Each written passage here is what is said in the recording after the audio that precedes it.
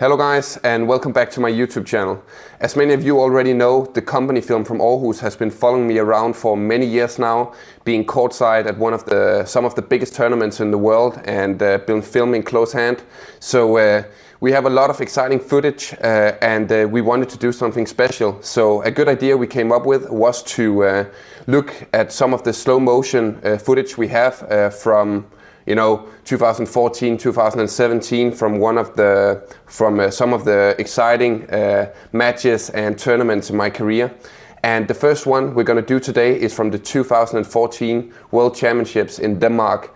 This was a big tournament for me. I grabbed my first World Championship medal, a bronze medal. So I'm going to look at the slow motion footage here and going to do my comments and sort of talk about what the difference is compared to then until now, and what I can see from the footage when it comes to my movements and my way of playing, etc. So I really hope you enjoy it, and let's get to it.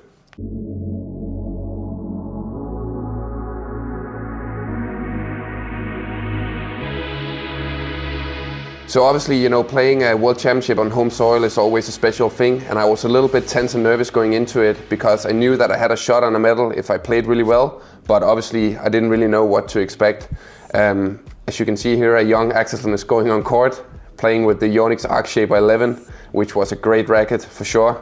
I was playing Henry Huuskainen in the first round, who I played a few times before in some of the international tournaments, and here I'm up against him in the first round. A really skillful player, but I knew that if I played my aggressive playing style, I would have a good chance. As you can see here, my physique and technique is a little bit different compared to now, and I wasn't that patient on court compared to now for sure. Also, I was trying to obviously playing in a high pace and wanted to get a good start on the tournament since I was at home, and you want to get this good feeling. As you can see here, for the next shot, I'm taking the shuttle a little bit too late on the net compared to what I want to do now. I want to reach it as high as possible many times to put pressure on the opponent, but obviously sometimes it's good to make a deception also. Kenneth and Lasua was behind the court. Lasua was the head coach, but Kenneth was still responsible for me back then. So we really tried to focus on, playing the next rally with the right mindset, and don't think too much about, we're in Denmark, my family are watching, etc. So definitely playing on home soil, the mental part of the game is a really, really big part of it. I was playing with the Yonex Arc-Shaper 11 back then, which was a really, really nice racket, and actually the first racket I started using after getting Yonex as a sponsor again.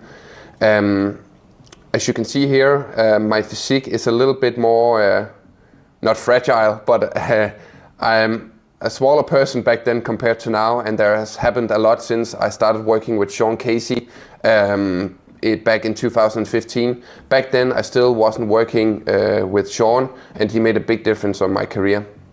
Also, as you can see here on my back, my rear cord action here, my elbow is a little bit lower back then compared to now.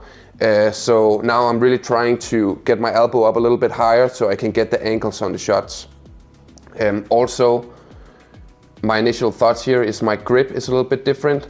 I'm holding the racket a little bit more inside my hand, like this, but now I'm trying to have a little bit of a looser grip. I was definitely also crossing more on the net back then, as you just saw, and yeah, just a different player compared to now.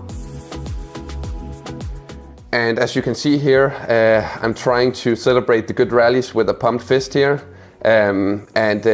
I won the first round against Henry Huuskainen after being a little bit tense. And I remember after the match, I was actually really, really stiff in my right leg because I was quite tense going, in front to the lunges, etc. So I definitely felt really tired and stiff in my leg, my right leg, actually the whole tournament, because I came so tense into the first round. But obviously I was really happy to to go on to the next round and win the first one, because when you win the first rounds are always tough. You know, you have to get used to the surroundings, and you want to start off well, etc. So I was definitely happy with it. And actually during this tournament we stayed at the hotel, even though I was really close to home, because you still want to be in this tournament mode where you're used to staying at hotels. So it was a proper setup, and just as we normally do when we're out traveling around the world. The only difference was that your friends and family was in the stands, but I was still trying to focus mainly on playing the games and not so much on the daily stuff back in Denmark. As you can see here, I don't know what I'm looking at here, but I'm probably looking at the shuttles and using the grip powder, the Yonex grip powder with a red Yonex towel grip, as I'm still doing now.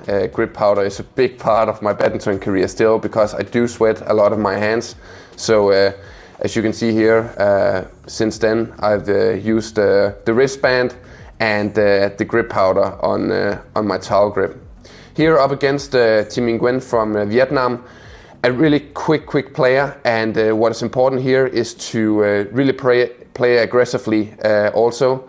Here, as you can see, we're working on the right leg, and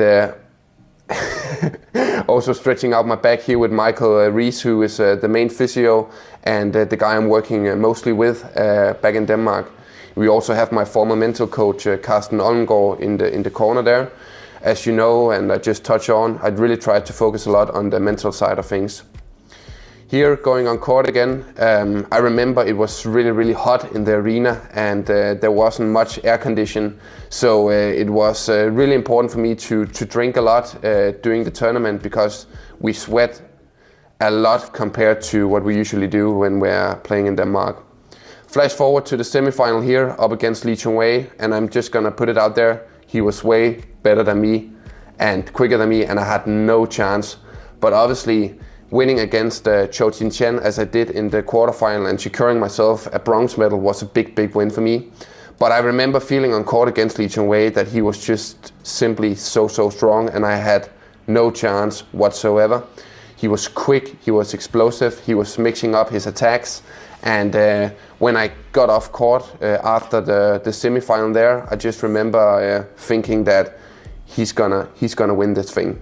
Obviously, he ended up losing to Chen Long in the final, but still, I remember feeling that, whoa, he was really quick and fast. As you can see here, I remember playing a little bit too passively in that match, but I simply wasn't able to play an aggressive playing style against Lee Chong-wei, because he was making it hard for me. And every time I tried to attack, he was twisting and turning me, making it really hard for me to make points. So it was a tough match for me, and I think I got like 8 or 6 or something against him. But that was it. I was just up against a better player, and as you can see here, it's still taking the shots a little bit too late on the front court, in my opinion. And as you can see here, I'm receiving my medal from Paul Erik Høyer together with Tommy Sugiyato, Chen Long the winner, and Lee Chong-wei the runner-up. Even though I lost the semi-final really big, I was so happy with this tournament. It was my first World Championship medal on home soil also, and it was a big moment for me. And yeah, I just remember I was out celebrating with my friends afterwards also, so everything was just like I'd hoped it would be. So yeah, that was it, guys. It has been so fun to commentating on this slow motion footage from many years ago now. Time really flies, and it has been really fun to see the difference back then compared to now. We're gonna do another slow motion video here on YouTube really soon, and next time from All England, so it's gonna be really fun to do that one also. But I really hope you enjoyed it. If you did so, remember to subscribe and share the video if you want to, and also leave a comment down below. I really enjoy reading your comments, and if you think this was useful, we would love to know. So thank you so much, guys. I'll see you in the next one. Take care, and have a good one.